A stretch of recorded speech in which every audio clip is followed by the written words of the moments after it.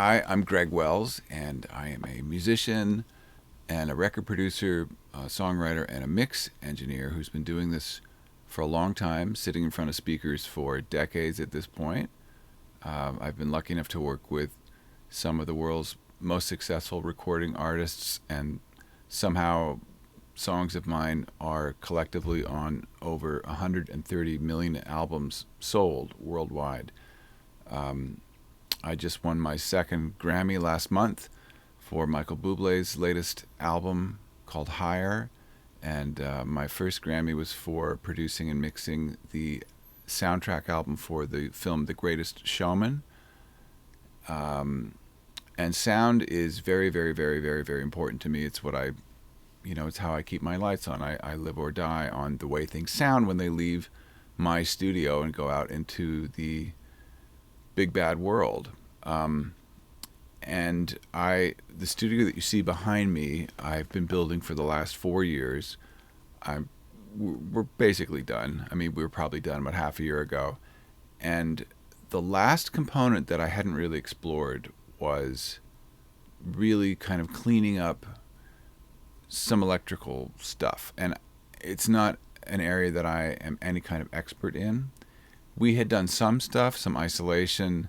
I built a Faraday cage in the walls and the ceiling of the studio, which cuts down on all kinds of interference. But, the quality of electricity that gets into my studio is not great. It's made to power toasters and light bulbs and not necessarily crazy analog gear like I've got in here. And when my friend Noah Hurwitz told me about Shunyata and what they're doing and how they make their stuff and the difference that it makes, I got insatiably curious. And it got so bad that I actually just tracked down the company myself. And they were wonderful. They responded pretty much right away.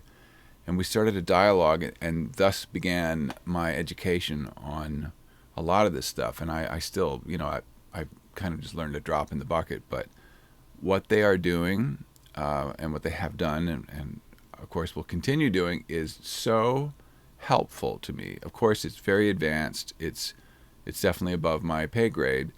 But the bottom line is to hear the difference between not using their stuff and then incorporating it, powering my converters, powering my speakers, powering my analog console here, powering my amplifiers. It was night and day. I felt like my studio had been supercharged. The clarity was immediately noticeable, and it's not like it sounded bad before. It sounded great. But there was this sort of life coming out of the speakers, just a presence. Life is really the best word, and that is a thing that I'm always shooting for as a music maker. I'm trying to make all of this gear disappear.